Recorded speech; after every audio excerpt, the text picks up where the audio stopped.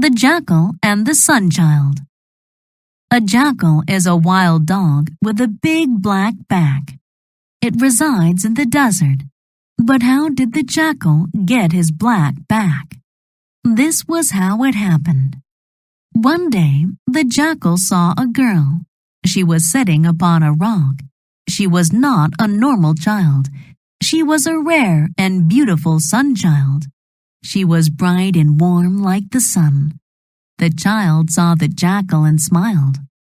She said, "Jackal, I have been relaxing on this rock for too long. I must get home soon. But I am slow and you are fast. You will likely get me home more quickly." Then she requested, "Will you carry me home? If you do, I'll give you a gift. This necklace belongs to me, but I will give it to you." The wild jackal agreed. So the sun-child sat on the dog's back. They started to walk, but soon the jackal felt ill. The sun-child was very hot on his back. The heat was hurting his back very badly.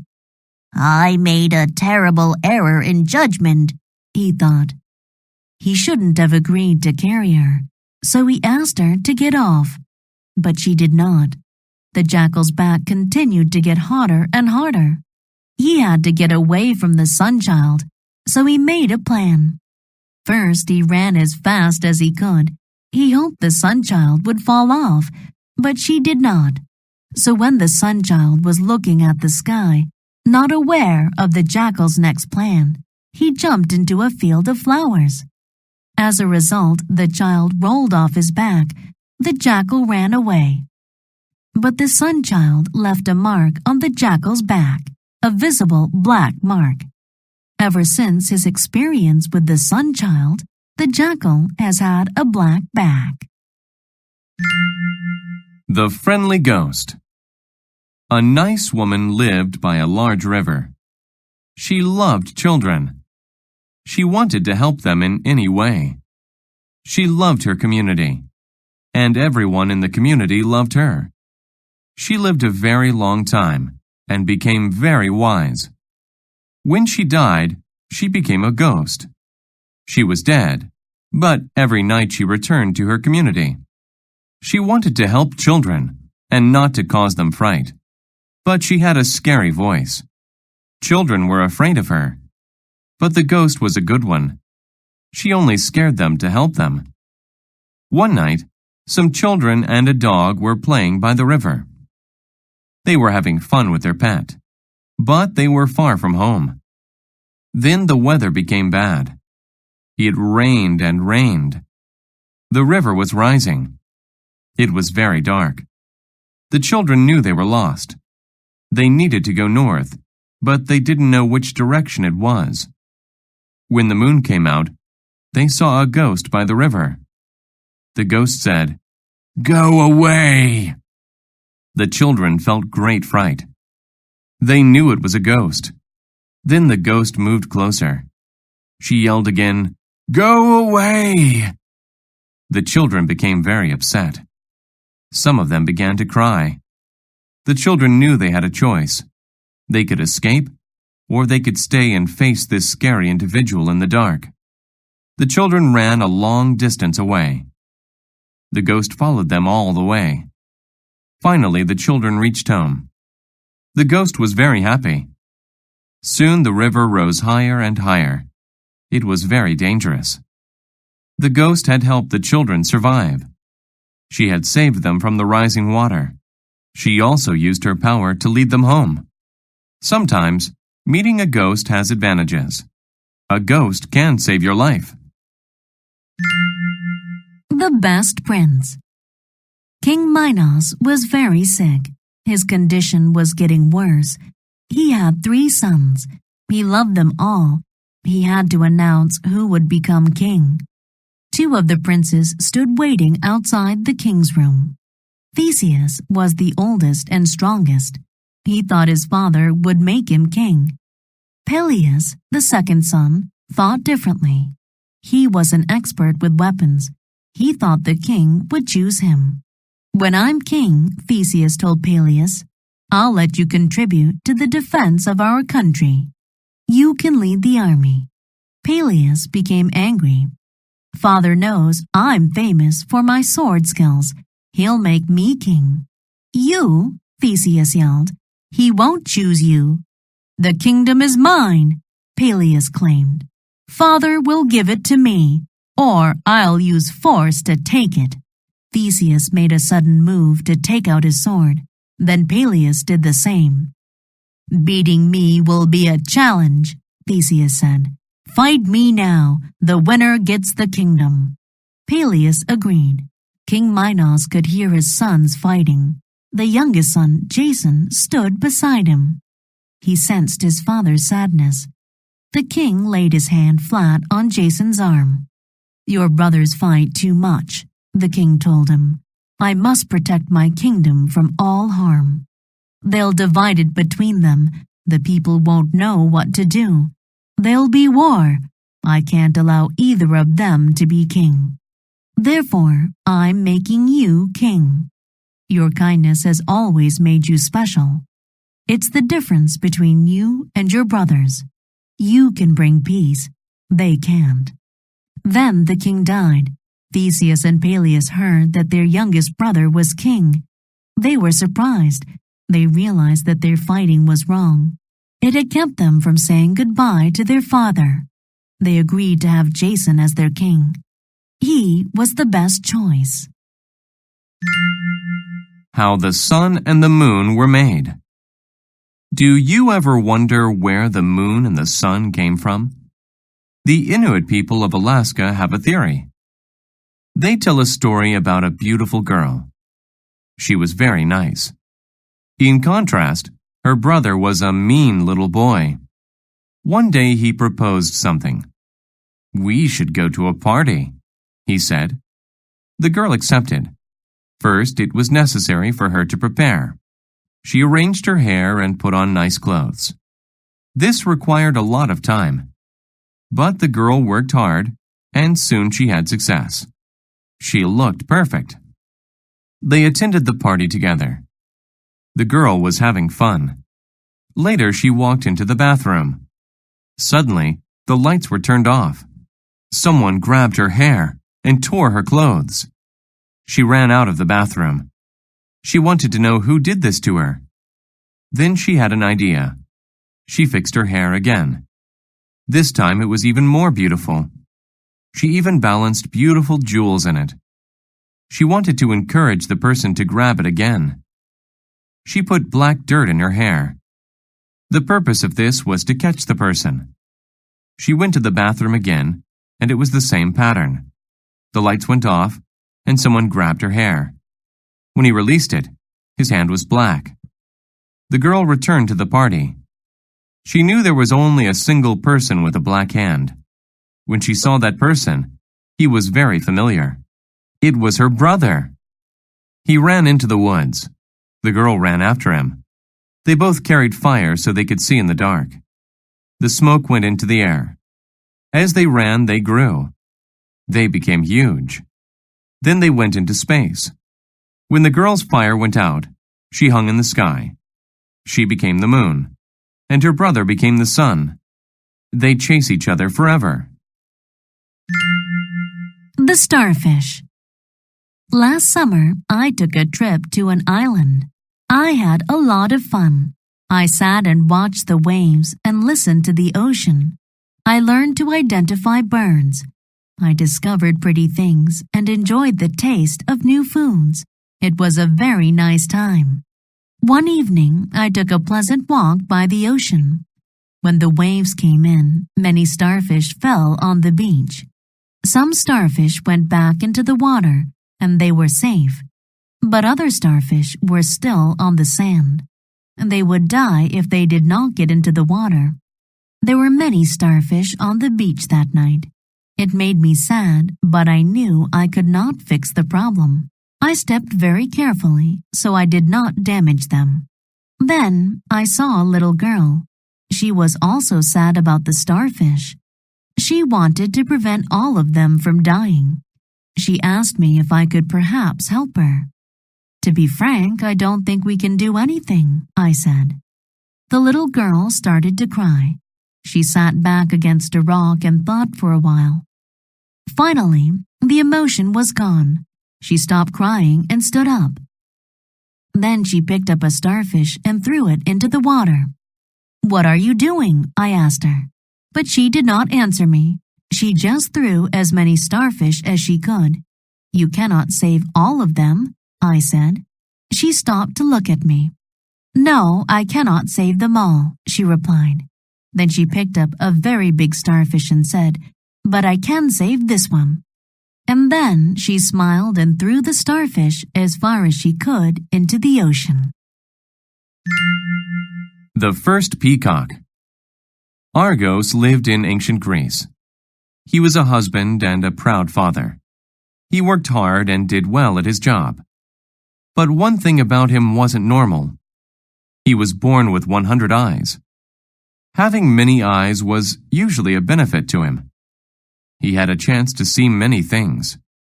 Also, since he had so many eyes, he was very good at guarding things. While sleeping, he only rested a few eyes at a time. The others stayed awake. He worked for Hera, a great goddess.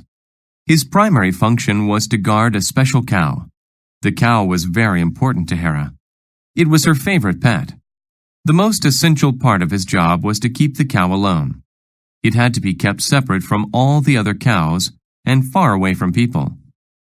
This was an easy job for Argos. The cow just ate grass all day. But the god Zeus wanted the cow. He wanted to take it away from Hera. He had a plan. He found a great music player. He asked the man to play a beautiful song for Argos. Zeus was certain Argos would go to sleep. The song had an immediate effect. Argos couldn't focus on his job. He fell asleep. Zeus saw this, and he took the cow. Hera was very angry with Argos. She turned him into a peacock. She put his many eyes on his tail. Argos was very sad. Zeus saw how much trouble he had caused Argos. He made another plan. He turned Argos into a group of stars. He wanted Argos to remain in the sky forever. Even today, Argos's image remains there, above the site where all his problems began. We can still see him in the night sky. Princess Rose and the Creature. There was once a beautiful princess named Rose. Her mother, the queen, however, was not as beautiful as the princess. The queen felt bad that she was not the most beautiful woman in the kingdom anymore. She was tired of competing with her daughter. She made a decision. She prepared a drink for the princess. After the princess drank it, she fell asleep. Then the queen took the princess to the forest. She left the princess there. It was a very serious thing to do. Either she will be killed by animals or she will get lost in the forest, the queen thought. The princess had a dream. She dreamed about a man with brown hair and brown eyes. It was the man she would wed. The princess woke up. She saw a strange creature on the ground. It looked like a man, but he was hairy and green. He had horns on his head and a pig's nose. The creature said, "Did I scare you? I hope not. Let me introduce myself. I am Henry." "I am not scared. To tell you the truth, I think you are cute," said Rose. Rose and Henry spent the day together. They collected berries, caught fish, and had lunch. They had a very good day filled with nice conversations. "Rose, I have to go home," said Henry. "My ship will sail home soon. I can't leave you here in the forest alone. Will you come with me?" Rose was very happy. She gave Henry a kiss right on his pig nose. As soon as she kissed Henry, he began to change. His pig nose turned into a man's nose. His horns and green hair went away. Standing in front of her was the man Rose had dreamt about. Rose and Henry were married, and they lived happily. The Crazy Artist. Fraunhofer was the best artist in the world. Everyone loved him. The quality of his paintings was very high. He always used the best materials. He made a big profit from his paintings. He had delicious meals with his rich neighbors. He taught art classes. Life was good. Then his attitude changed. He stopped selling paintings and teaching. He tried a new method of painting. He stayed alone in his apartment all day. He worked all day and all night, rarely eating. Soon Fraunhofer became very thin, but he kept working on the same paintings for many years. He worked as hard as he could. Finally, he finished the painting. He was very happy and invited other artists to see it. "I want your professional opinion," he said. He wanted them to judge it and compare it to other paintings. Everyone was very excited as they went up the stairs to his apartment. Fraunhofer was excited to show his painting, and the artists were excited to see it. "They'll love it," he thought. But they did not. They were surprised by his painting. There was no white anywhere. Fraunhofer filled the whole painting with lines and colors. There was no space for a normal picture. It was full of strange shapes. It looked bad to the other artists. He used symbols, and they didn't understand them. They thought it was terrible. "Why did you paint this strange picture?" someone asked. They didn't understand its beauty. But after some time, many people began to like his painting. People wrote articles about it in magazines. They said it was his best work. They loved his strange symbols. They loved his strange colors. Fraunhofer's painting reminded everyone that just because something was new didn't mean that it was bad. He also helped them to realize that sometimes it takes people a little time to understand great things. The Farmer and the Cats. Arthur was a responsible farmer, and Maria was a nice lady. But they were poor. They owed the town lord money for their land. One summer, their farm burned. One structure caught fire, and most of the animals ran away. Only the cats stayed. So Arthur and Maria had to bring in their crops without an animal's help. On a fall day, the Lord demanded his money. Arthur asked if the Lord could wait until he brought in his crops. The Lord was angry. He raised his hands high and yelled, "Pay me by the end of the week. If you don't, I will increase the money you have to pay. I might put you in a jail cell."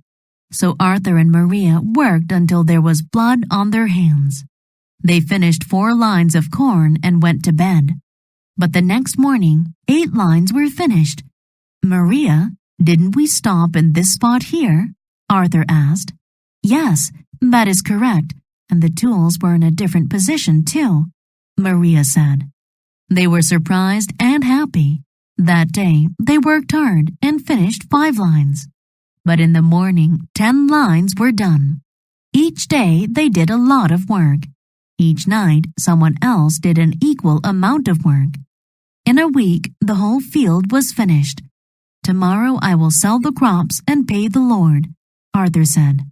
But that morning, the crops were gone. A bag was in the middle of the field. It contained money. "Maria, let's see who has helped us work." Through a hole in the wall, they saw a funny sight. The cats were dancing in the field and eating corn. Now Arthur knew what had happened. The cats had worked at night. After that, Arthur was very nice to his cats and fed them lots of corn. A magical book. Sarah loved to read. She read novels and poems. She loved the beautiful descriptions and phrases. She loved reading work from poets and novelists. She didn't like video games or technology. She was on the basketball team, but she didn't like sports. Her parents made her play basketball. In fact, Sarah's parents made her do many things, but she didn't want to do those things. She just wanted to sit and read all day. One day, a small book came in the mail. It was for Sarah. The book looked very special. It was printed on sheets of gold. Sarah began to read. The outline of the story was simple. It was about a magical place. Strange things happened there. One example from the book was about a boy who could control people. In one scene, he made his friends tell funny jokes. Sarah loved the book. She read it all the time. Then something strange happened. The book gave Sarah a special power. She could control other people. She was like the boy in the book. During one exam, she made her friend tell silly jokes. Her friend got in trouble. After school, Sarah did not make a direct trip home. On the way, she went to the local store. She wanted to play more tricks on people. She caused problems. She made people fall down. She laughed and had fun. Finally, she left and started to walk home. Then she saw something. Her basketball coach was about to walk in front of a bus. He was looking the other way. She had to stop him. She used her power. She controlled him. She made him stop walking. Sarah learned something that day. It was better to help people than make them suffer. So she put a limit on how she used her power. She did not want to do bad things with it anymore. She only wanted to do good. The Big Race. A dog saw a group of animals across the road. He walked over to meet them. "What are you doing?" he asked them. "I just sold them tickets to a race between the rabbit and the turtle," the duck responded. This news excited the dog. He felt fortunate that he happened to be there. "I don't have anything to do today," the dog said. "I want to buy a ticket too." The dog sat down to observe the race. The race would be extreme. It would be many kilometers in length. The rabbit and the turtle stood next to each other. They waited for the race to start. The dog wondered why the turtle agreed to run against the rabbit. Being fast was not a characteristic of turtles. The rabbit was going to win easily. Suddenly, the race began. The rabbit ran extremely quickly. The turtle walked slowly. After a minute, the rabbit looked back. He saw that the turtle was far behind him and was breathing quickly because he was so tired. The rabbit smiled and slowed to a walk. A minute later, the rabbit said, "I'm winning, so I'll take a rest." He sat and began to consume some grass. Then he let his eyes close. He wasn't the winner yet, but there was no risk of him losing the race. He went to sleep. Hours later, a loud sound woke him. All of the animals were yelling and looking at the field. He felt fear for the first time. The turtle was almost at the finish line.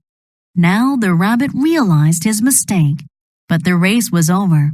He gave the turtle an opportunity to win, and the turtle took it. The duck handed the turtle his prize.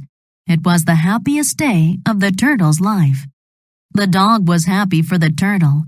He isn't fast, the dog thought, but he tried his best and did something great. Adams County's Gold. Adams Academy was a good school. Boys lived there and took classes. Tom worked hard all week. On a spring Saturday, he wanted to do something fun. He asked his friend Jeff to go to the movie theater. "Sorry," Jeff answered. "I'm going to a concert." So Tom asked Joe to go to the movies. But Joe's soccer team had a game. Next, Tom went down the hall to Brad's room. Brad was reading a very large old book. "Hi, Brad," Tom said. "Are you reading a dictionary? It looks ancient." "No, this is called The Wealth of Adams County. It's about hidden gold in Adams County. It's more than a century old. It was published in 1870. Look, it even has the original cover on it." Tom asked, "Where did you get it?" "It's from my dad's friend. He is a nice gentleman, an officer in the army," answered Brad. "The gold doesn't really exist, does it?" Tom asked. "I don't know, but maybe. There are clues to it in this book. Let's find it." Looking for gold sounded like fun. The first clue was to find a flat tree underground. "It must be in the forest," Tom said. Brad said, "The flat tree could be a board under the dirt. It could cover the gold." Tom and Brad dug in the dirt all morning. The process of looking for gold made them hungry. They were ready to stop for lunch. But then Brad hit something hard. It was a board. Brad pounded on the board until it broke. There was a small hole under it. "Look!" He held up a gold coin. Tom saw a piece of paper in the hole.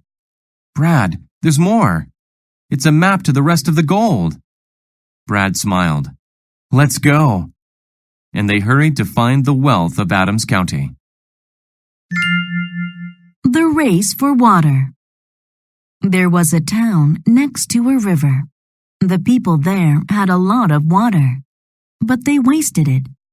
That made the sky angry. It said, "If you waste water, I will take it away from you." But the people didn't listen. When the season changed from spring to summer, the clouds disappeared. The bright sun was hot and made the river dry. There was no water available. People asked, "When will the rain fall?" The sky's response was, "You don't appreciate water. You waste it, and now I will never make rain again." A boy determined that this wasn't fair. He thought of a solution. He asked the sky to race him. He said, "If I get to the top of that hill before your rain can form puddles, you must fill our river." The sky laughed. "Little boy, I am the sky. I am above everything else. You cannot beat me." But the boy knew he would win. When the race began, the boy ran forward. The sky started raining on the hill, but puddles did not form there. When it rained on the hill, the water went down. The sky kept raining. The water flowed down into the river. When the boy reached the top of the hill, the river was full. The people began to celebrate. It was the highest level the river had ever been at before. The sky was angry. "A boy can't beat me. I won't fill your river," it said. Now the boy laughed. "It doesn't matter whether you want to fill it or not," he said. "You already did." The sky looked at the full river. "You tricked me," it said. It asked the people, "Do you appreciate water now?" "Yes," they said. "We won't waste it." That is how a lone boy saved his town and won the race for water. The Little Red Chicken. A little red chicken had a store in a small town. She sold many different items to people in the town. The people loved her products. One day, a cat came to her property. He saw the sign that indicated where the chicken store was located. He wanted to purchase bread, but the chicken store was almost empty. She had only a bag of wheat. "You can use the wheat to make bread," the chicken said. "No, I don't want to work," the cat said. "I just want to buy bread." The cat became angry and left the store. Later, the little red chicken saw the cat in a crowd. "I will help you make the bread," she said. But the cat treated her badly. He did not even communicate with her. He did not want to do any work, so the chicken decided to make the bread. She selected the exact amount of wheat to make fresh bread. She used a stone to pound the wheat to get it ready. Soon, her bread was ready. The cat came and saw the bread on a dish. "Give me some of your bread," he said. "No," said the little red chicken. "You did not help me make the bread, so you shall not have any to eat." The cat argued with the chicken. He tried to offer a price for it, but the little red chicken did not want to sell her bread. "Don't depend on others to do work for you," said the little red chicken. "Then how will I get bread?" the cat asked. "I recommend doing some work," said the little red chicken. "Use a tool to plant your own wheat. When it grows big, you can gather it and make your own bread. You need to learn to do work for what you want." Shipwrecked. Simon Yates was a lawyer. He helped many people. However, he was not a nice man. His policy was to help only rich people. He didn't bother about social injustice. He made a lot of money, but many people didn't like him. Even people on his staff didn't like him. They wanted bad things to happen to him. In fact, they were glad when he got into trouble. Simon had a very bad day. He did many things wrong and lost his job. Soon, he didn't have any money. His wife, Mrs. Yates, began to have doubts about him. Simon wanted to start a new life. He planned to leave the country. He mentioned his plan to the captain of a ship. The captain was exploring the world. The captain felt bad for Simon and said, "I will take you to foreign countries." They left the next day. Near the conclusion of their international trip, the weather turned bad. A wave pushed Simon off the boat, but he was alive. He swam toward an island. After a long time, he got there. At first, he was upset. He was lost and alone. "I'll never go home again," he thought. He had a lot of problems, but he survived.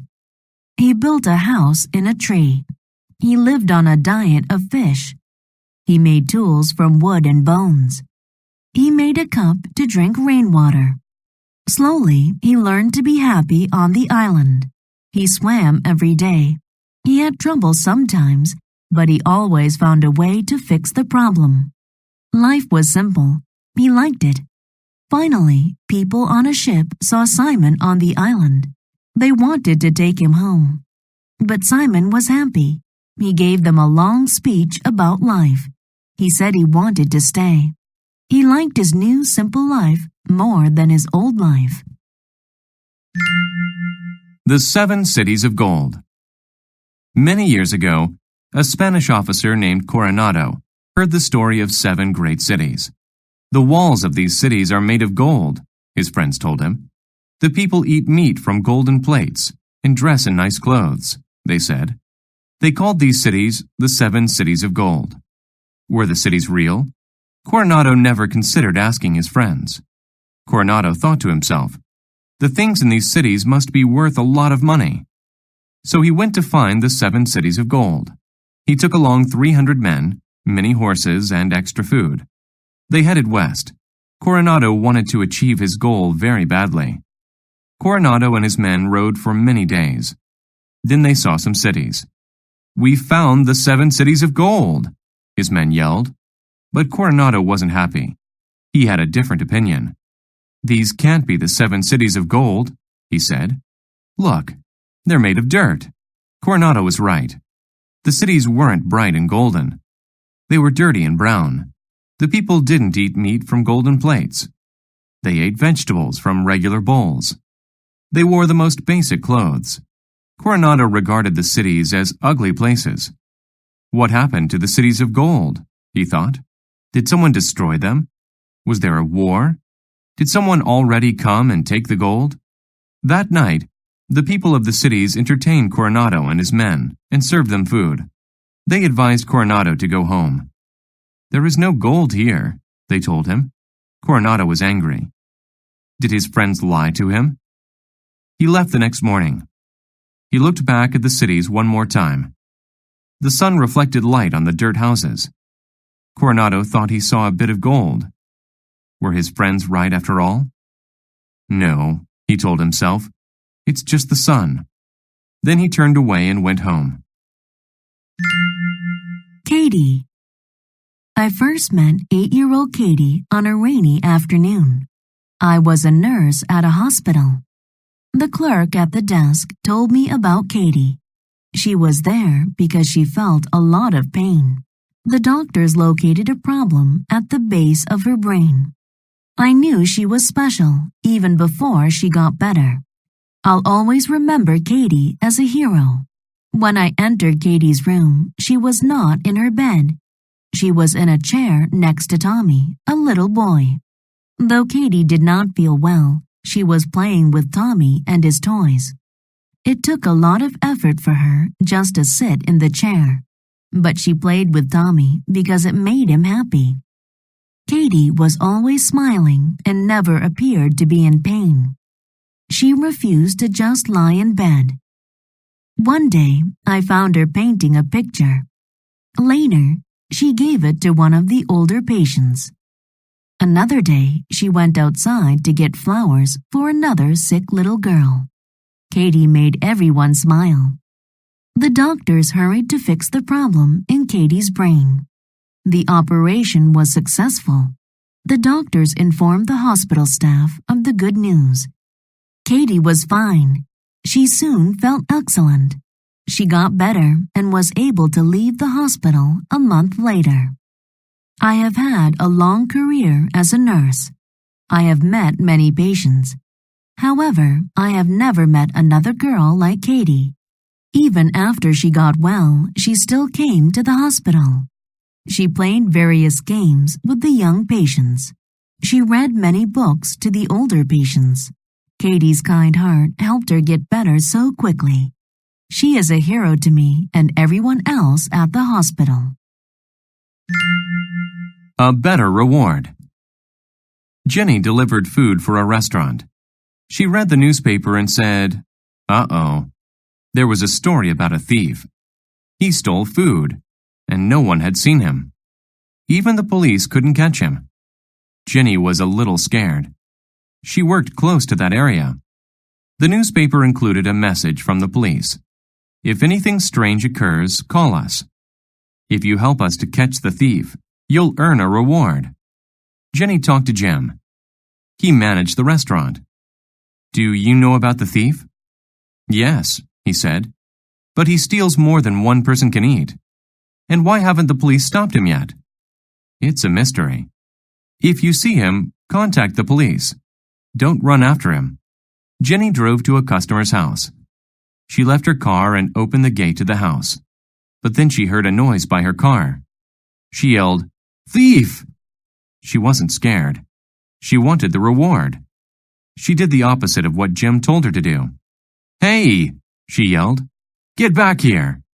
She set the food on the ground and ran to her car. But the thief had already left with the food. Jenny followed a noise around the corner. She was amazed. She saw a dog and some puppies. They were eating her food. They looked thin and scared. "The actual thief is just a dog. She's feeding her puppies," she said. "That's why she steals so much food." Jenny felt bad. She tried to comfort the dogs with another plate of food. Then she took them back to the store. Everyone there took a puppy home. Jenny called the police. She told them there was no real thief. Jenny didn't do it to receive the reward anymore. She said, "It was just a dog. But there's no charge for catching this thief," she said. "My new dog is a better reward." The camp. Stacy wanted to stay at a nice hotel for vacation, but her parents sent her to a terrible camp instead. For breakfast, Stacy liked fresh juice and chocolate milk, but she got water at the camp.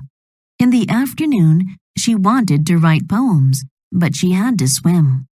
The camp was near an airport with loud planes. Spiderwebs hung over her bed. To her, the kids' average behavior was very bad. No girl matched her personality. She hated it. One day, they had a class. Mental exercise sounded good to Stacy, but it was a course on water safety. They learned how to be safe passengers on a boat. Stacy didn't ever plan to go on a boat. The next day, they played a game. There were a red team and a blue team. Stacy was on the blue team. Each team had to try to remove the other team's flag from a pole. They also had to use water guns. "I'm not much of an athlete," she said, but she still had to play. Stacy took a water gun and looked for somewhere to hide. A boy said, "Stacy, you advance to the middle. I will go right. Those two will go left." Stacy still didn't want to play. She walked into the forest and saw a red team player coming. Stacy hid behind a tree and then jumped out and shot the other player. This is fun, Stacy thought. Several minutes after advancing further, Stacy saw the red flag. A red team member was watching over it. She shot him with her water gun. Then she lowered the flag and ran back to her team. I got it, she yelled. The blue team won. Stacy was the hero.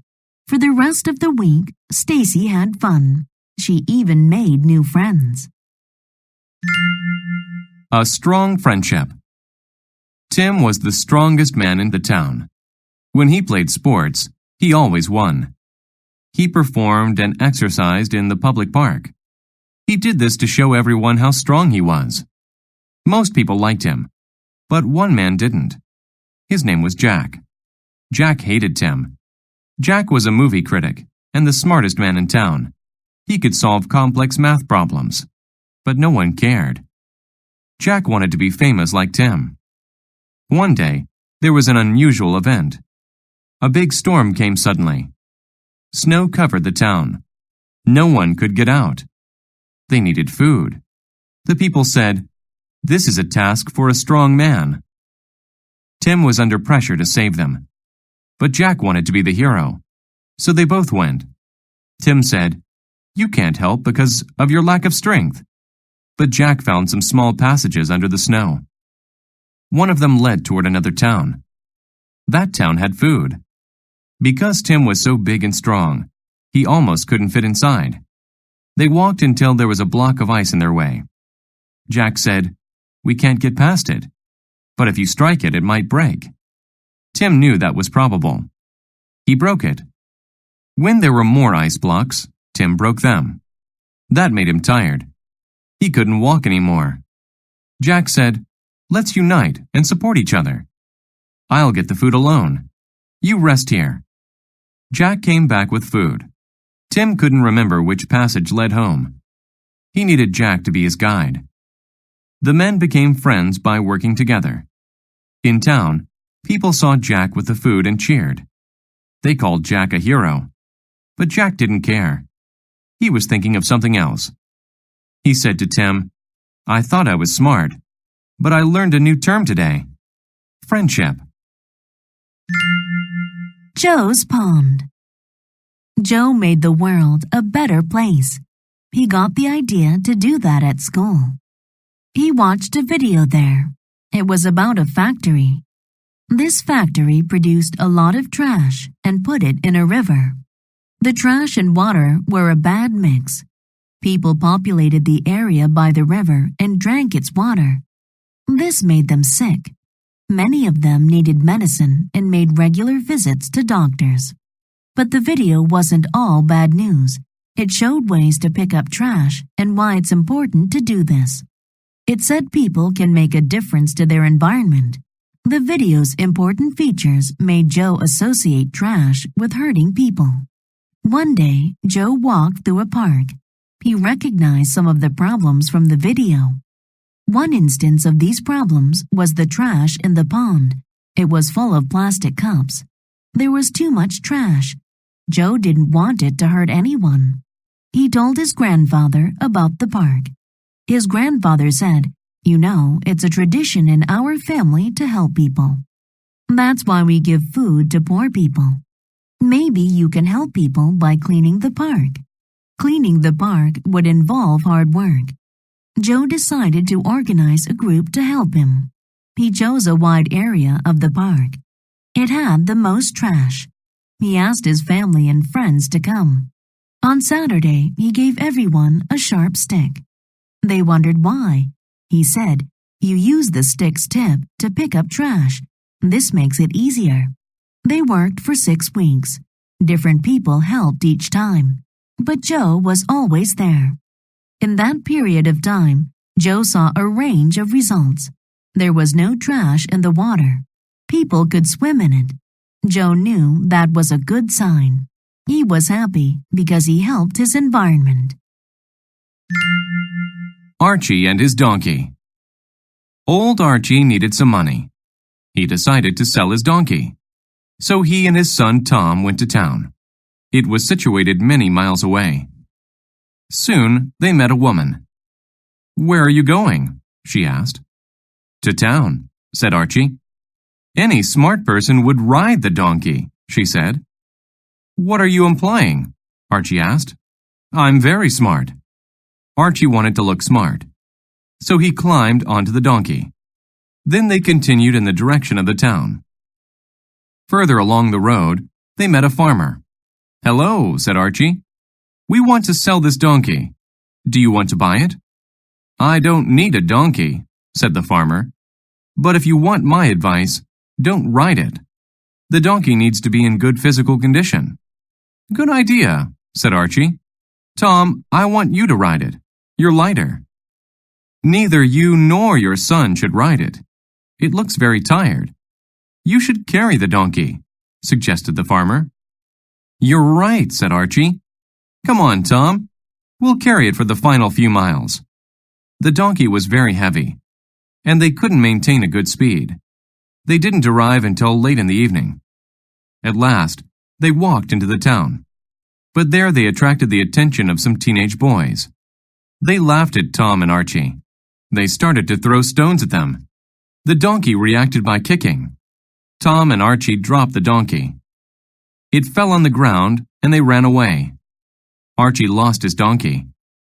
He went home with no money. What does this story teach us? We cannot please everyone in our society. Don't take everyone's advice, but set your own standards. Prove to everyone that you can make decisions by yourself. Otherwise, you may end up with nothing at all. The party. Cody's family moved to a new house. His dad got a new job as a professor. Cody liked his new town, but he missed his grandparents. For his birthday, Cody wanted to have a party. His dad said, "Yes, we could even have a band play." On the day of the party, Cody woke up and rushed to get ready. He started to check his list of things to do. He was so excited. But then he noticed something terrible. There was snow on the ground, and lots of it. "Dad," he yelled, "how can the band play their instruments outside?" Dad said, "We'll move the stage inside." It barely fit within the garage because there were some boxes and garbage there. But when they finished, they got a call from the band. They did not want to come in the snowstorm. Dad said, "Let's get someone to perform magic." But no one would come because of the snow. Finally, Dad said, "Cody, there's too much snow. We need to cancel the party." "Yes, sir," Cody said sadly. "It's going to be a boring birthday," he predicted. Cody wanted to share his birthday with someone. He wanted to be at his old home. He wanted to see his grandparents. But then something got his attention. He noticed a car in the driveway. His grandparents owned a car like that. Cody was right. His grandparents came for his birthday. "Happy birthday, Cody! We're sorry we are late, but there was so much snow. It made us go off schedule. We tried to leave a message to tell you." Cody told them what happened. "I'm sorry," said Grandpa. "I was sad," Cody said. "But I'm not anymore. I'm so happy to see you." Dad brought out Cody's birthday treat.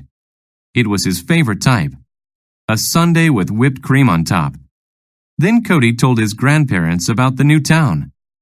It was his best birthday ever. How the world got light. The president of Darkland was a pig, a very bad pig. He was a pig of major importance. He was rich and he had a lot of strength. But he was mean to all the animals in Darkland. He kept all of the world's light in a bag. He preferred to keep the world cool and dark. He wanted to stop the progress of the city. The animals couldn't work in the dark. He didn't have any respect for them. "Light is too good for them," he said. "Only I should have light." But the animals needed light, so they decided to hold a competition. They wanted to find the smartest animal in Darkland. That animal had to steal light from the president. They advertised the competition everywhere. All the animals came. The animals all showed off their skills. The audience watched and then voted for the animal with the most knowledge. The winner was a tall bird named Raven. They assigned him the job of getting light. The next morning, Raven ate breakfast and then left his home.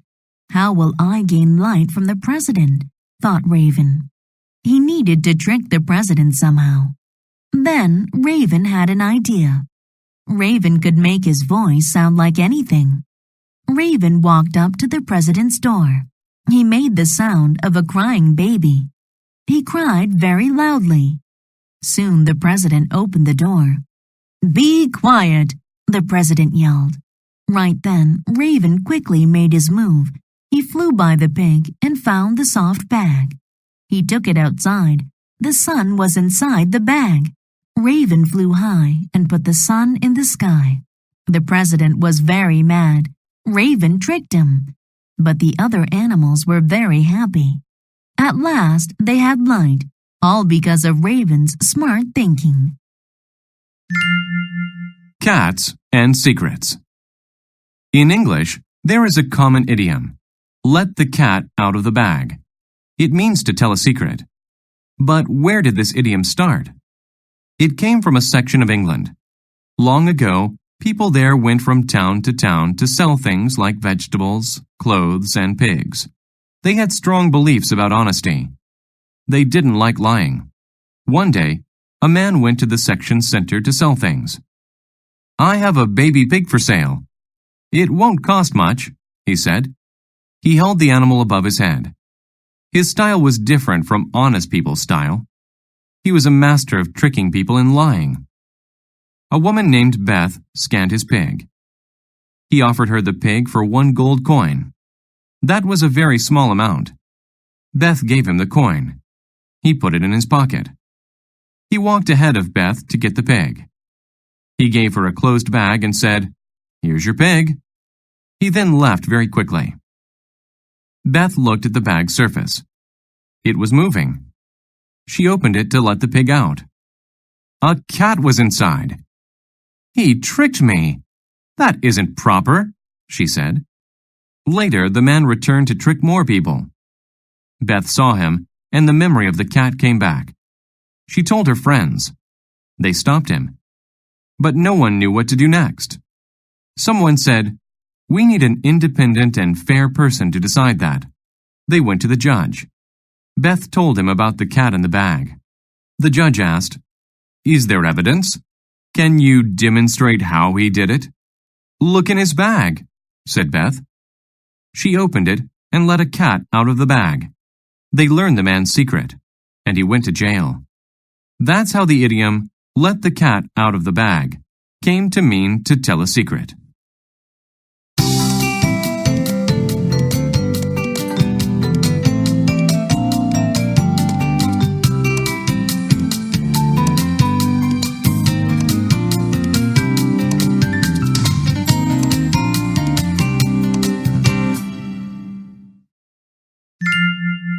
The Lion and the Rabbit.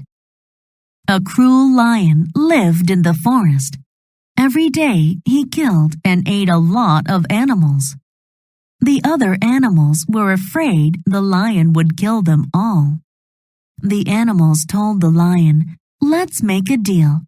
If you promise to eat only one animal each day, then one of us will come to you every day. Then you don't have to hunt and kill us." The plan sounded well thought out to the lion, so he agreed. But he also said, "If you don't come every day, I promise to kill all of you the next day." Each day after that, one animal went to the lion so that the lion could eat it. Then all the other animals were safe. Finally, it was the rabbit's turn to go to the lion. The rabbit went very slowly that day, so the lion was angry when the rabbit finally arrived. The lion angrily asked the rabbit, "Why are you late?" "I was hiding from another lion in the forest. That lion said he was the king, so I was afraid." The lion told the rabbit, "I am the only king here. "Take me to that other lion and I will kill him." The rabbit replied, "I will be happy to show you where he lives." The rabbit led the lion to an old well in the middle of the forest. The well was very deep with water at the bottom. The rabbit told the lion, "Look in there. The lion lives at the bottom." When the lion looked in the well, he could see his own face in the water. He thought that was the other lion. Without waiting another moment, the lion jumped into the well to attack the other lion. He never came out. All of the other animals in the forest were very pleased with the rabbit's clever trick. The laboratory. Mia's father had a laboratory, but she had no idea what was in it. Her dad always closed and locked the door when he went in. She knew that he used it to do projects for work. He never told Mia what these projects were.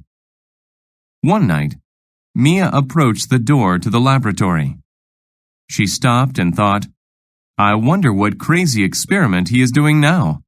Suddenly, she heard a loud noise. It sounded like an evil laugh. The noise scared her, so she walked quickly back to her room. The next night, her friend Liz came to her house. When Liz arrived, Mia told her about the night before. "Oh, it was terrible," she said. "Why don't we see what is in there?" Liz asked. "It will be a fun adventure."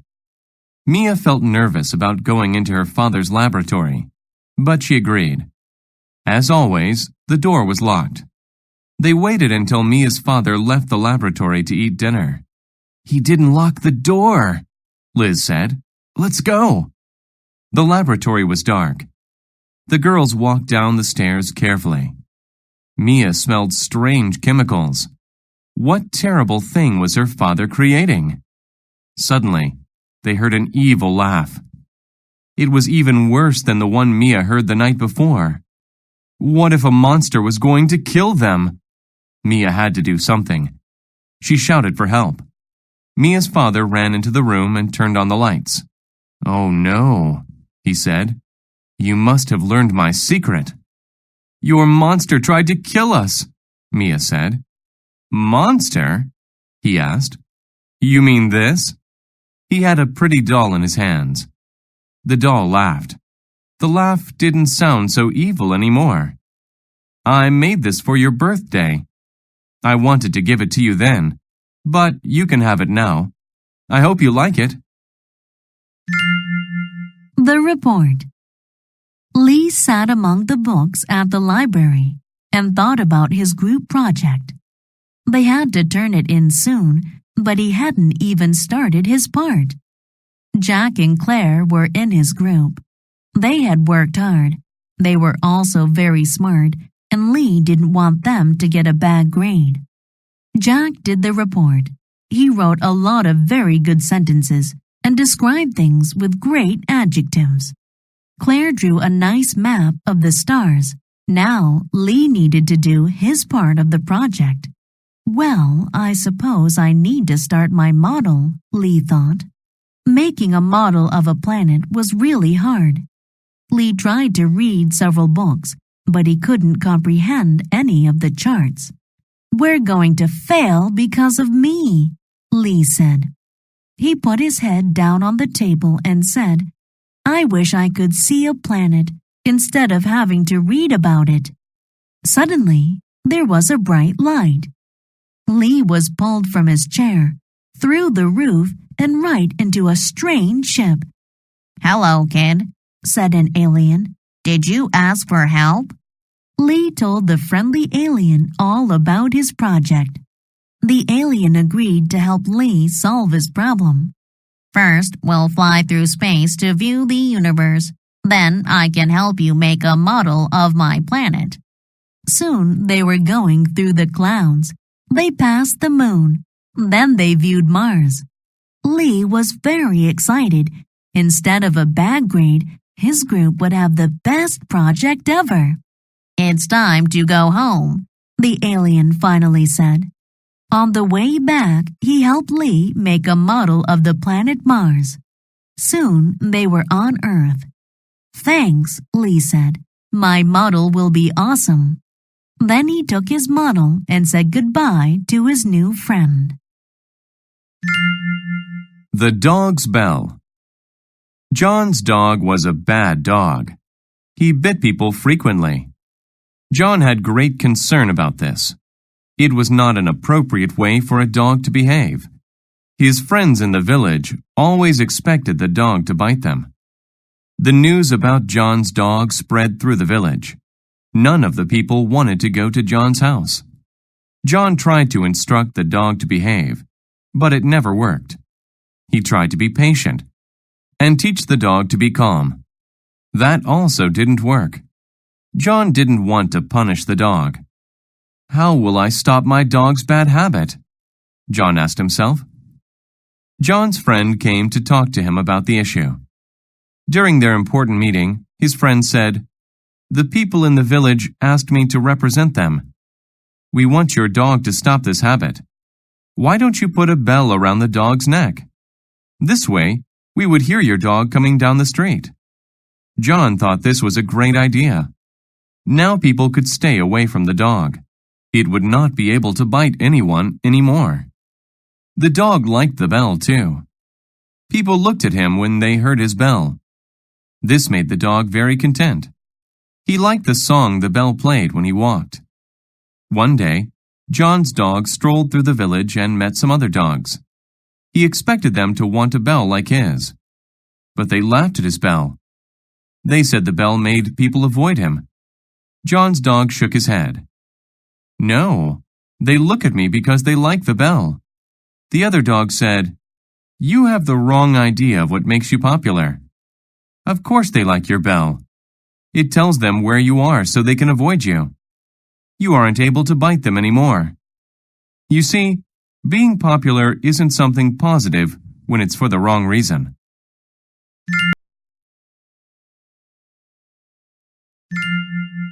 Blackbeard. A long time ago, I had my first job. It didn't give me much of an income. It was on a giant pirate ship. On my first night, there was a thick fog over the water. A lamp on the ship revealed an enormous man. He had a sword in his belt. His name was Blackbeard, and he was one of the most violent pirates ever. One day, Blackbeard did an extraordinary thing. He attacked several ships near a town. He took some of the town's citizens. Then he declared, "You give me medicine." Blackbeard wanted the medicine for some of the sick pirates on his ship. The people had a bad impression of him. They were mad, and they resisted. But they were trapped. They wanted to get rid of him. So the town's council decided to give him the medicine. After this, there was a reward for catching Blackbeard. If Blackbeard was caught, he would have a trial. He didn't want to go to jail, so he quit being a pirate. Blackbeard became a fisherman, but he ought to have stayed on land. The Royal Navy was still looking for him. They attacked him while he was fishing on his boat. Blackbeard fought against many men. Finally, he was killed. He didn't even get a funeral. But people still tell tales about him many years later. Dinosaur drawings. It was the worst morning ever. When Carl woke up, he realized that he didn't do his astronomy and chemistry homework. Also, the forecast called for rain, and that would affect baseball practice. Suddenly, his mother yelled, "Take out the garbage right now!" When Carl returned from taking the garbage outside, he was all wet. "What a terrible day," he said. He walked to class. He put his umbrella on the shelf and sat in the third row. But the teacher asked why Carl's umbrella was on the floor. He told her not to blame him, but she sent him to the principal out of spite. Next, he took a geography test. Despite studying, Carl didn't know the answers. He started drawing lightly on his paper. Carl drew a huge dinosaur. What if it were real? He saw it in his mind. Carl's class said he was a genius for having a dinosaur. It could interfere with math class too. Soon, Carl's fame spread through school. He taught his dinosaur to be very gentle and put it on exhibit. But admission would only be given to those classmates who paid him a fee. His idea was super. "It's time to turn in your tests," the teacher said. Carl looked at his paper. As he was dreaming in class, he hadn't finished the test. The Mean Chef. Once, there was a chef who was mean to his cooks. He was mean to the people who came in to eat. He charged too much for meals. Many people were not able to afford the cheapest bean dish. When his metal oven broke, he did not have it fixed. So everything baked in it burned. The only light was from candles, and the whole place was a mess. Sometimes, he didn't pay his waiters. Since they had no funds, they had many debts. The chef behaved this way all the time. He monitored the cooks and yelled if they did not do things his way. One day, the cooks decided that they were tired of the abuse, and that they would not be passive anymore. Everyone opposed the chef. At first, they thought about suing him. Instead, they tied up the chef with rope. Now they controlled the restaurant. They decreased the price of food. They used the best ingredients and made large quantities of food. They turned on the lights. The restaurant was converted into a happy place. For the first time, many people came to eat. The chef realized that the restaurant's problems were his fault. The chef learned an important lesson. The new generous chef insisted on giving the customers a free meal. The Cat and the Fox. One day, a cat hiked on a mountain. When he reached the peak, he met a fox. They began talking about how they get away from their enemies. "I am very smart. I have billions of ideas. I can carve a tiny hole in a tree and then climb in," the fox said. He added, "I have a lot of friends. If I am in trouble, I can call them to lend their help. I can escape an entire army if I have to." Then the fox asked, "What are your potential plans?" The cat said, "I have only one plan." The fox said, "I hope you have good fortune then.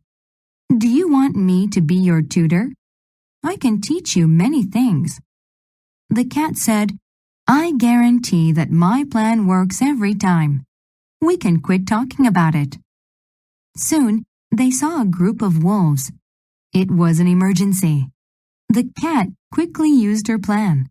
She ran up a tree. The fox could not decide which plan to use. What should my initial move be? Should I consult my friends? The fox felt intense anxiety. All he could do was spin in a circle. The wolves caught the fox. The cat was full of pride. This is proof that having a good plan is better than having many bad plans. The Good Student. Sue left her dormitory early that morning. She had even washed her uniform the night before. She wanted to look nice for the day. Sue was committed to learning, and she had a talent for getting good grades. In fact, Sue didn't sleep much. She composed a paper and found the perfect thesis about the importance of greenhouses. She also studied for her physics test. Sue was already tired. During the test, she calculated her answers. Soon, she felt sick. Her face got hot, and her vision began to blur. She was blind for a moment. The teacher saw Sue's apparent sickness. He wanted to send her to the nurse, but she wouldn't go. Sue still had a portion of the test to finish. After that, Sue went to the nurse. After seeing the secretary, she waited. A few minutes later, the nurse came in with a glass of juice and told Sue they needed to chat. "It is obvious you have exhausted yourself," the nurse said. "If you keep working so hard, it could have severe results." "My parents tell me that all the time. I guess I shouldn't ignore them," Sue said. "You have to remind yourself it is okay to rest," the nurse said. When Sue got back to her room, she went right to bed. She made sure she got enough rest every night after that. The Lucky Knife. I've devoted my life to studying past generations. Last year, I had a unique chance to work with my uncle. Our job was to find old treasures for a school's history foundation. He also hired a crew of students. They signed a contract to work with him. He was the boss. The place was strange, though. I dined on many things that I had never tasted before. They had an unusual flavor. We had been there about a month and hadn't found anything. One day, I began to dig in the soil.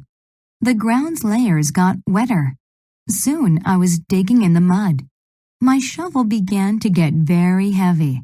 It felt like it had doubled in weight because the ground had absorbed a lot of water. Finally, I saw something in the mud. It was an old knife. The handle felt smooth in my hand. I elevated it so I could see it better. There was writing on it. "It says it will bring good luck," my uncle said with a smile. "Why don't you keep it?" I put it in my tent. The next day, we found many more things. There were pots, jewelry, and weapons.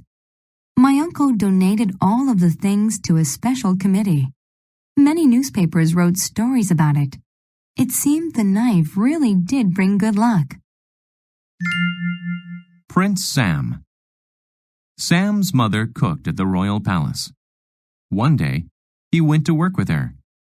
She emphasized that he should stay in the kitchen. But Sam was bored. Thus, he decided to look around. He went around a corner. It shocked him to see a boy who had a strong likeness to him. Sam soon recovered. The other boy stared at him. Then he spoke. "Come with me." He needed to be rational, but he couldn't deny that he wanted to go. So he followed the boy to a chamber. "I am Prince Bertram," the boy said. Sam felt shy talking to a prince. "I'm Sam." "Trade places with me," the prince said. "We can't. My mother will kill me. Moreover, I don't know anything about being a prince." "No one will find out," the prince interrupted. "We look the same, and even our gestures are the same. It will only last for a week." Sam said okay. Soon, Sam's perspective on being a prince changed. He spent most of his day signing royal documents. At night, the prince's chamber was cold. He thought he was going to freeze or get sick with a fever or the flu. He was happy when the week ended. So was the prince. "I didn't know how to do anything," the prince said. "I've always relied on my servants to do everything for me." "I think I like being a regular person," Sam said. "Being a prince isn't fun." So, they both returned to their normal positions and enjoyed their lives more than before. Henry Ford's famous car. My name is Henry Ford, and I invented a car called the Model T. I used to watch carriages on the streets. They fascinated me. Then I got a job as a junior mechanic. My father criticized me. He wanted me to run the farm, but I did not shift my plans. Then I worked for the Detroit Auto Company, but I wanted to make cars using less labor. That way, there would be fewer expenses. I started the Ford Motor Company in 1903. At first, the company did not do well, but many people were betting on my success. I also had a sincere aim to make a car that anybody could buy. Then, in 1908, I introduced the Model T in a formal ceremony. It confirmed that I was right. It was possible to build a car my way. The Model T differed from other vehicles. Workers could attach different parts for cars or trucks. This saved time. One Model T could be put together in 93 minutes. All of them had the same classic design. They were all the same size and height. The prime reason for doing this was to save money. Over 19 years, I sold over 15 million Model Ts. This sent a signal to other companies. People would buy cars to commute to work if the price was low enough. The priest. A young priest was always sad. He was good at his profession, but he still had no joy. He visited a group of wise monks. When he got to the monk's house, they greeted him and let him in. The monks asked the priest, "What is the matter?" The priest said, "I should be happy, but I am not. I don't know what to do." The wise monks paused for a minute. Then one said, "We are convinced of your faith. You are a very good priest. But to find joy, you have to do more. Above all, investigate the elements of your life that you love." The priest thought that this answer was odd, but he was curious. The next day, the priest thought about his abilities. He got a few ideas, and he did not want to delay any longer. He liked to draw, so he made some cartoons. He also liked to write, so he started a diary. He was interested in agriculture, so he planted some grains. He made jam from berries. He made his own labels to put on the jars of jam. He painted his ceiling. The priest learned something. It is not too hard to be happy after all. All one has to do is find things they like doing and do them. Mrs. May and the Green Girl. One morning, people from a small town found a little girl by a stream. She seemed to be wearing a green costume. As the people got closer, they saw that the girl's skin was green. "Oh my!" the people exclaimed. "What if her motive for coming to our town is bad? What if she has a strange origin?" An old woman kindly went to her. "Look how scared she is. Please," she begged, "do not reject her. I will adopt her." There was silence until the judge spoke. "I don't know," he said in a worried tone, "but we cannot forbid you.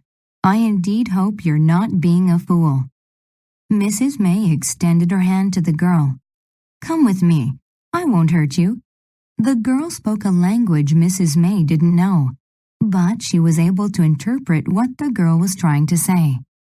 Sometimes the girl drew pictures to illustrate what she meant.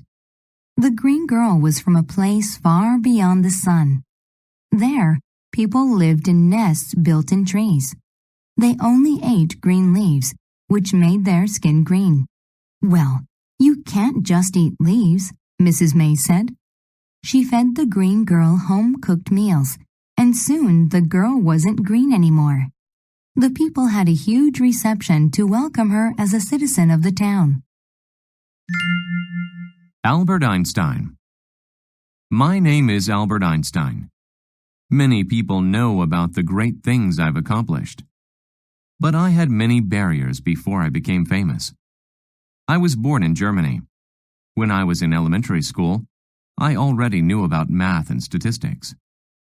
When I was a boy, I pretended to be a great scientist.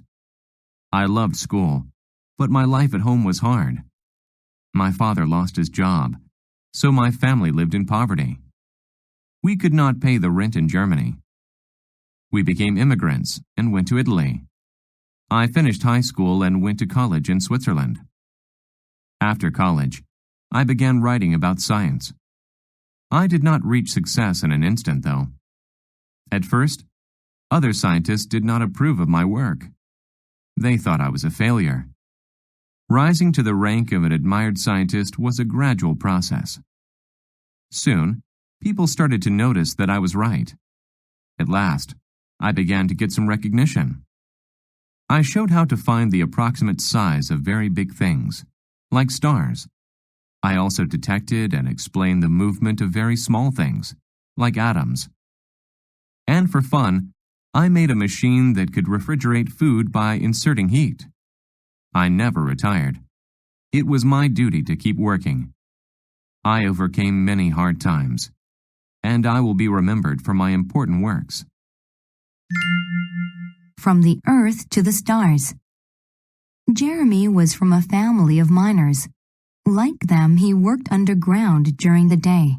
His job was to gather raw minerals and jewels. Each night after work, he lay awake in an open field. With his telescope, he looked at the stars. He was amazed by the scale of space. He wished someday he might travel there. One day there was an accident in the mine. Water poured into the mine. Everything was dark. Jeremy stretched out and grabbed a piece of wood. It kept him from sinking. Jeremy felt a presence nearby. "I am an angel," said a voice. "What?" Jeremy exclaimed. "You must never come underground again. Have the courage to make your wishes come true." For a long time he floated in silence. Then he heard other voices.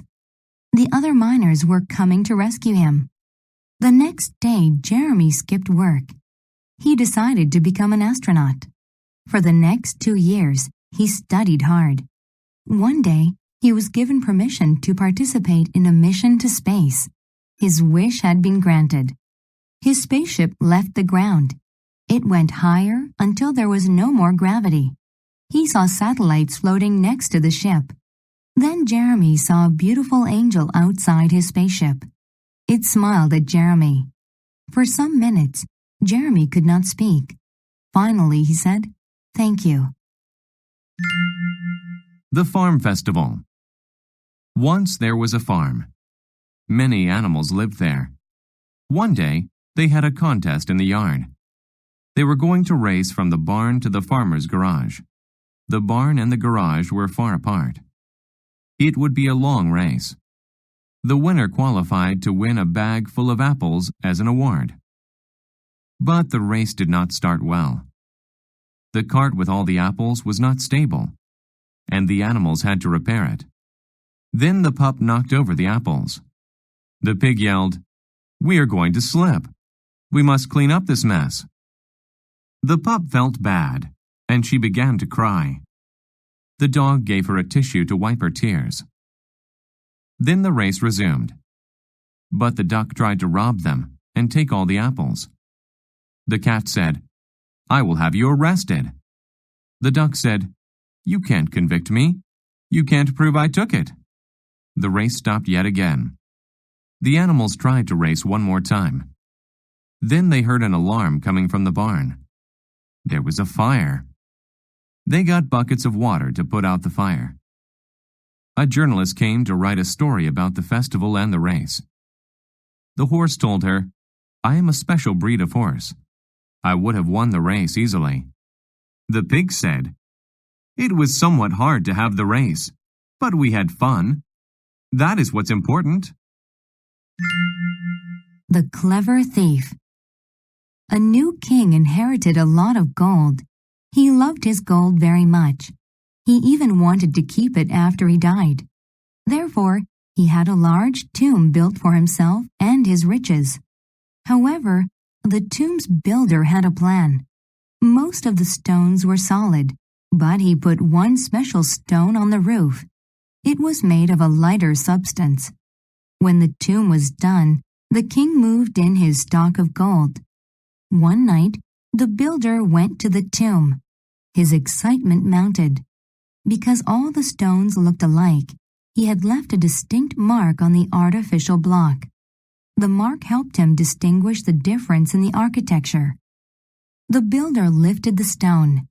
Using a chain, he climbed into the tomb. He filled his pockets with gold. The builder followed this manner night after night. Soon, the king noticed a shortage in his gold. This annoyed the king. At last he hired a guard to hide inside the tomb. When the builder entered the tomb, the guard wounded him. He climbed a pole to the roof. The builder left drops of blood in the dust. The guard followed them and caught him. When the builder healed, he explained to the king that he didn't keep any of the gold. He had given it all away to the poor. The Doctor's Cure. James Fry was a fantastic doctor. His surgeries helped many disabled people overcome their injuries. He also wrote for a popular medical journal.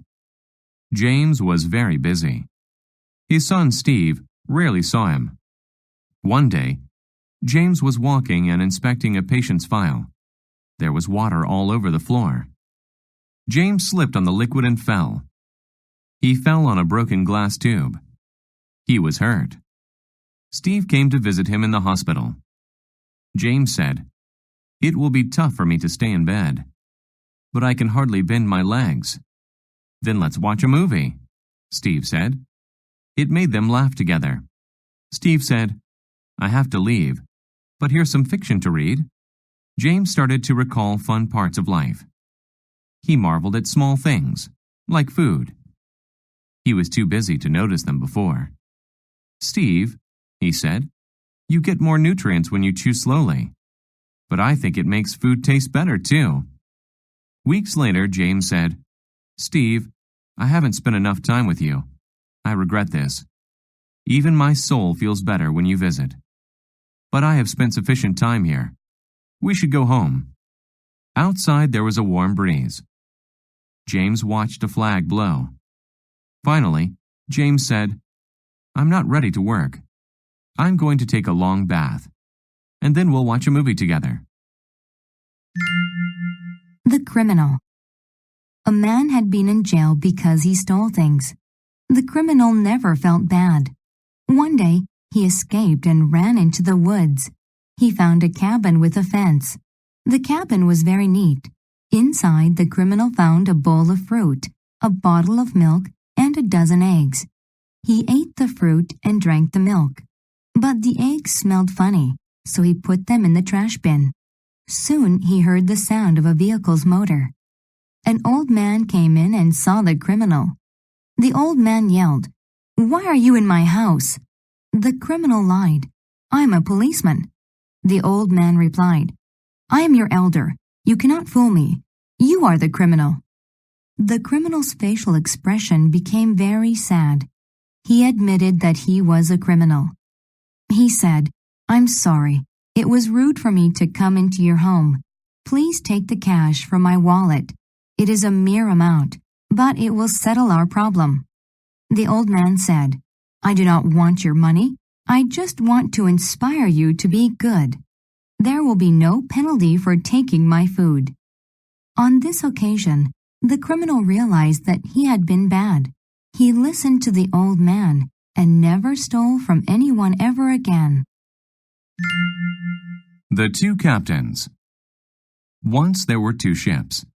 Both ships carried cotton. The captains were very different. Thomas was strict. He made his crew engage in difficult tasks. "Make sure the ship's deck is firm and that nothing falls. Put more fuel in the tank," he said. His ship was very plain, but he never had a problem with it. The second captain, William, was not serious. He had a grand ship, and he loved having fun. His crew amused him by singing and dancing. But his crew never fixed anything on the ship. They just wanted to surf. One day, Thomas saw a hurricane ahead. He knew that his ship needed to turn around. But he was sure William did not see the storm. He adjusted the dials on the radio and called his friend. Thomas said, "You'll hit the reef. It's made completely of coral. Turn around to ensure that you do not crash." William said, "We will go under the deck and shut the door. We will dance and sing until we are past the danger zone." When William's ship got to the hurricane, the wind blew it into the reef. The ship crashed, and water flowed below the deck. William's crew accused him of being a bad captain. The loss of the ship taught William a lesson. There are times to have fun, but there are also times to be serious. The Duke and the Minister. A mean duke grew tobacco, and his cardinal rule was to always keep the plants healthy. The duke's top minister was his twin brother. They closely resembled each other. One day, the tobacco plants started to die. He hired men to watch the fields. Soon, the men brought a woman to him and said, "We captured a witch." The Duke asked, "How do you know?" "She sang magic words. I can't pronounce them. She has cursed us." "The death of the plants is a symptom of her curse," the man said. "I am just an ordinary woman. I was singing a song in a different language," the woman protested. The Duke didn't listen. "You are guilty. You will go to jail." The minister thought that she was innocent. He needed to expose the truth. He asked the Duke to loan him one of his plants. He looked at it closely. He saw hundreds of small bugs eating it. Then the minister went to the jail and did something bold. "Let this woman go," he said. The guards thought he was the Duke. They let her go. The minister said, "I owe you an apology." "Thank you. I thought my stay in jail was permanent," the woman answered. The minister thought the Duke would punish him, but he didn't. The Duke was too busy trying to preserve his plants. The fisherman. Every day, a fisherman sat on a bridge. He ate apples and spit the seeds into the water. He had a simple way to catch fish. He cut a branch off of a tree and tied a line to it. He put a sharp hook on it and made a tight knot. Then he whispered, "Come here, fish." Like magic, the fish bit the hook. He put them in a big net and took them home to make big pots of fish soup from them. One day, another man walked up to him. He said, "My name is George. I am staying at the inn. I bet that I am a better fisherman than you. I will accompany you today. I dare you to prove your skill." The fisherman cast his line. George had a lot of electronic tools. One machine gave him the virtual locations of fish. His rod weighed fish. At the end of the day, George subtracted his fish from the fisherman's. The fisherman had beaten him by 47. George asked, "How do you catch fish with only a branch and a bare line?" "I have many different sorts of tools." The fisherman told George, "My philosophy is simple. I am patient and I believe in myself. Take a breath and try it my way." Osiris and the Nile. Long ago, Osiris was the king of Egypt, and Isis was the queen. They ruled the fertile land by the Nile River. They had great intelligence, and they shared their abstract ideas with everyone. Osiris taught the Egyptians how to make wheels and furniture. Isis taught them how to make things from clay and cloth. The people thought they deserved a gift. So they built Osiris and Isis a pyramid. Everyone loved Osiris except his brother Set. Set wanted to be king. Osiris made his annual trip around Egypt and led religious events. The villages gave him beautiful shells and colorful feathers as gifts. When Osiris returned, Set brought a beautiful wooden box from behind a curtain. "If someone fits inside this box, I will give it to him or her," Set said.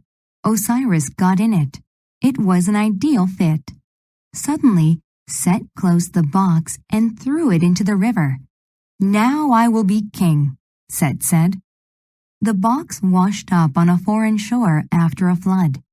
Isis brought his body home and obtained a grave for him in Egypt. The Egyptian gods thought Isis had done something very romantic. Because of her love, the gods made him the god of the underworld. Osiris returned every spring to help the farmers. Even nowadays, people say Osiris keeps their crops alive. The taxi driver. Peter's job was driving a taxi downtown. He made a small salary. But he liked his job because it wasn't dull. Every day he saw new things that appealed to him. Peter was practical about the future. Maybe I can get a scholarship to college, he thought. I could learn mathematical formulas and get a job at a bank. I could help clients invest their money. Peter stopped to pick up a passenger. "Where to?" he asked. "Go to the 4th Street Bank, and don't talk to me. I've had a rough day," the man said. Peter was angry. but he had a peaceful philosophy. When they stopped, the man's fare came to $10.25. He put his hands in his pockets. "I can't find my wallet," he said. "I can't pay the fare." Peter said, "Maybe I'll give you a temporary loan. You can borrow $10.25 from me." The man was embarrassed, saying, "I was mean to you, but now I want to help you. I founded this bank. I want to give you $1,000. That much money was like a treasure to Peter. The man urged him to take the money, but he didn't. "You're an honest person," the man said. "I assumed you would take it. I want you to work for me." The next day, Peter started his job at the bank. He was happy to be done with his former job.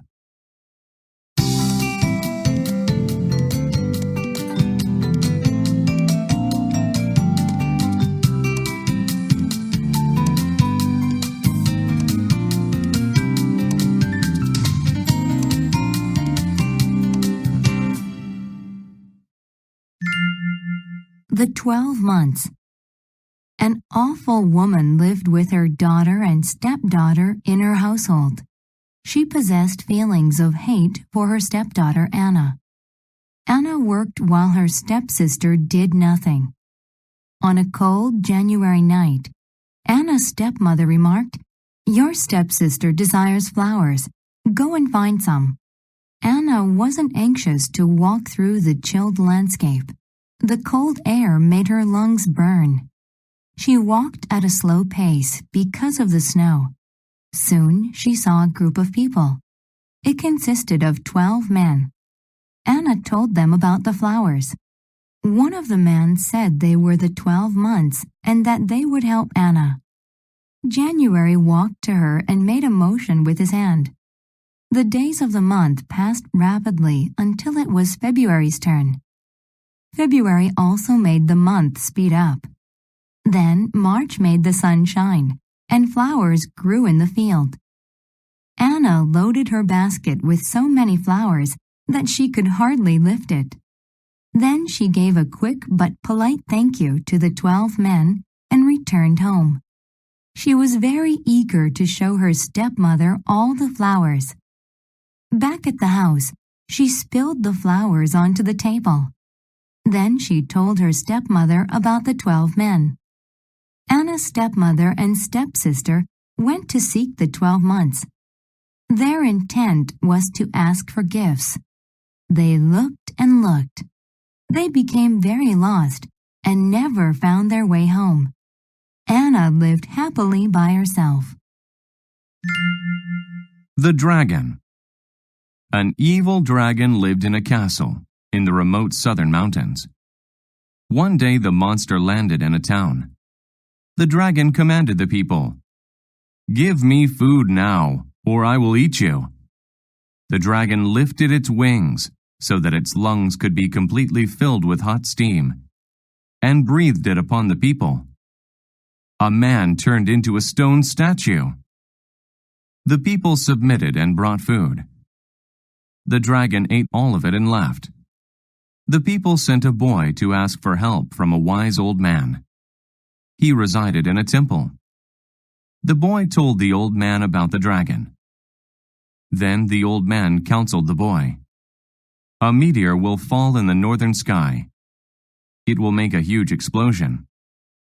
Find the meteor and bring it to me. I will use it to make a sword for you." The boy did as the old man said. Soon, the sword was ready. "Use this to kill the dragon, but be careful.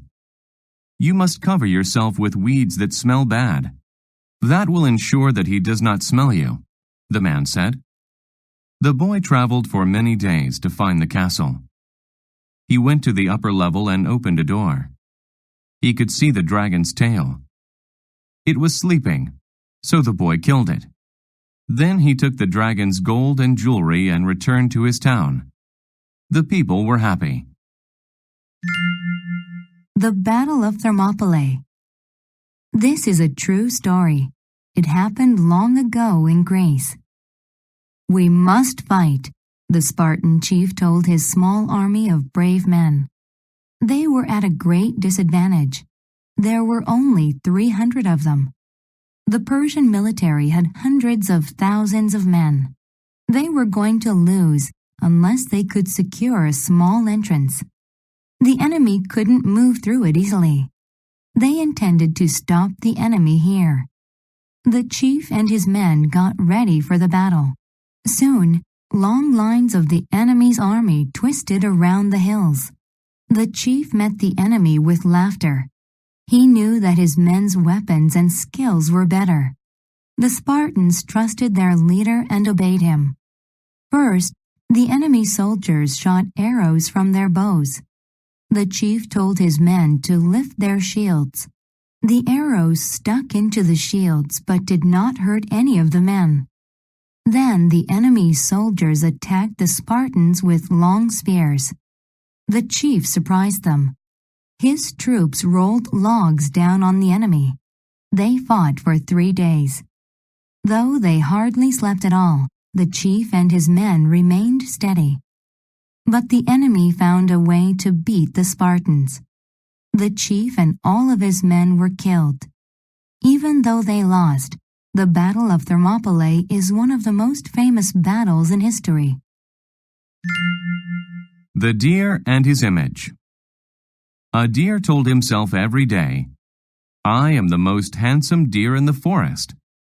My large chest is a symbol of my power, and my beautiful horns impress other animals." But he did not like his legs and hooves. "My legs are narrow, and my hooves are ugly. They do not satisfy me." One day, the deer saw a big dog. The deer made some noise and disturbed the dog. The dog woke up and chased him. The deer felt terror. He screamed. He did not want to be a victim, so he ran into the forest. His strong legs helped him run fast. His pale brown hooves were hard, so they were not sensitive to rough rocks. However, his horns got caught in branches, slowing him down. His large chest could not fit between thick trees. The deer estimated that he ran for an hour. He felt like he was running a marathon. In the end, the deer escaped the threat of the dog. He sat in the shade of a tree. That was almost a disaster. I almost did not escape because of my chest and horns. My legs and hooves saved me. As a consequence, the deer learned to honor his fast legs and have confidence in his strong hooves. Pretty things only supplement important things, he thought. May 29, 1953. Today is the most important day of my life. I finally climbed Mount Everest, the tallest mountain in the world. The top of the mountain was amazing. It felt like we were close to heaven. The snow was so thick that my boots sank. The air was silent. I looked at the beauty that surrounded me.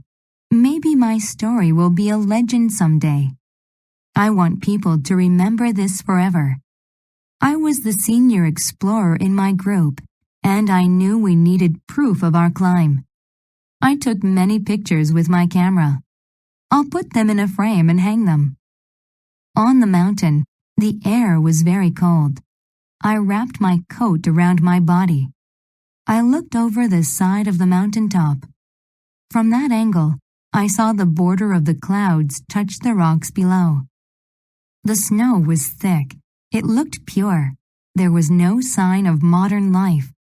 Thousands of years ago, my ancestors saw the world this way. After 15 minutes, I knew it was time to proceed down the mountain. The whole team congratulated us. My superior, John Hunt, praised us all. I sent messages to my relatives to tell them that I was safe. But it was hard to leave the mountain so quickly.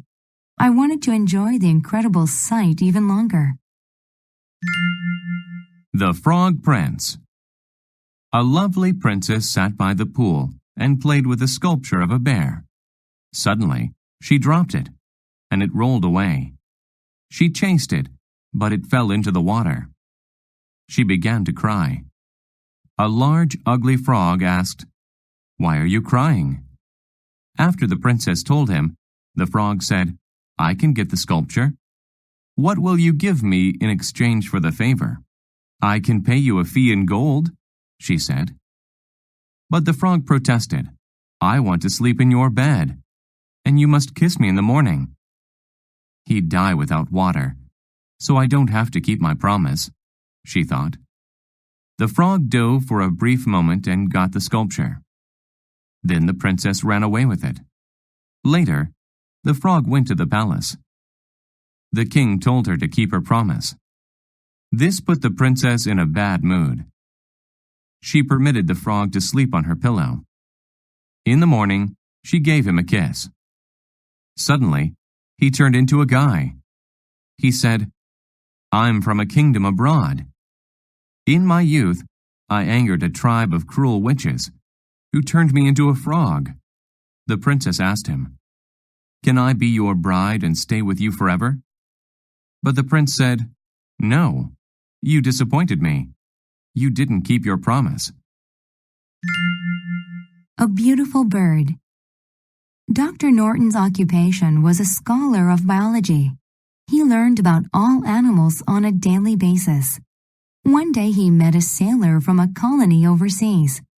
The man told Dr. Norton about a talking bird. The bird fascinated Dr. Norton, so he told his colleagues about it. They debated with him. No one thought a bird could talk. He tried to persuade them, but they laughed at him. Nevertheless, Dr. Norton believed the bird was real. His new mission was to find it. He wanted factual proof. The next day he departed for the colony. The sailor he had met told him to look for a man named Jai, who would be able to help him in his search. After a month of sailing, Dr. Norton finally reached the colony where he met Jai. "I can take you to where it lives. It lives by the volcano," Jai said. They left the next day. A week later, they arrived at the volcano. Every day they walked around and looked for the bird, but they couldn't find it. After 1 month, Dr. Norton could not find the bird, and this depressed him. He decided to go home. On the route back, he walked past some old ruins. He heard someone say, "Hello." "Who are you?" he asked. Dr. Norton looked up and saw a bird. Dr. Norton put the talking bird into a cage. Then he returned home. He had made a significant discovery. Tricky Turtle. Ricky the rabbit and Tara the turtle met by the edge of the river. "No one is capable of beating me in a race," Ricky said. He was confident. His smile conveyed that. "I can beat you," Tara said. Ricky laughed with delight. Tara said, "We will race tomorrow. The destination is the hill." Ricky agreed. Tara concentrated on winning the race. She was not faster than Ricky. She needed a definite way to succeed. She told her family about the race. "I have concluded that I have to resort to something bad. I will cheat." She dictated her instructions to them. At the race, they all wore white feathers. They looked exactly the same. Then her family members hid in shadows on the path. The race began. Tara was soon far behind. However, Tara's brother hid behind a bush in the valley below. When Ricky got close, Tara's brother began to run. He looked just like Tara. Ricky ran as fast as he could along the path. But to him, it seemed like Tara was always ahead. Ricky had used a considerable amount of energy. He reached the top, but Tara's sister was already there. "Well, you win," Ricky said. Later, Tara had a broad smile on her face.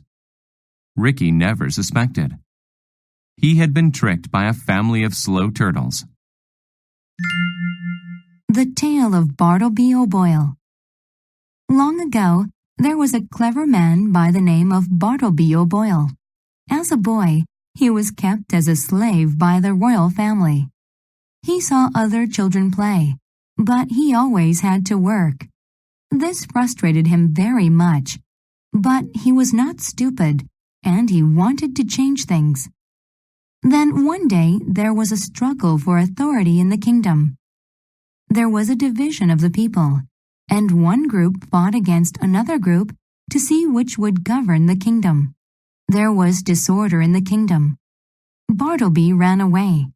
He saw much fighting and destruction. Many people had nothing to eat. Bartleby decided to aid them. He would help them get food. But how? Bartleby went to the capital to find an answer. There, he met a man named Gilliam. A group of men attempted to hurt Gilliam. Bartleby defended him. Then he gave Gilliam some food to relieve his hunger. After that, the two became friends. They took food from the rich and gave it to the poor. Soon, other people cooperated with them. Working together enabled them to take more food. But they only took food from people who had plenty, and they always gave it to those who had none. Because of this, Bartleby gained a reputation across the kingdom. Even today, many people admire him for helping the poor. Blackbeard.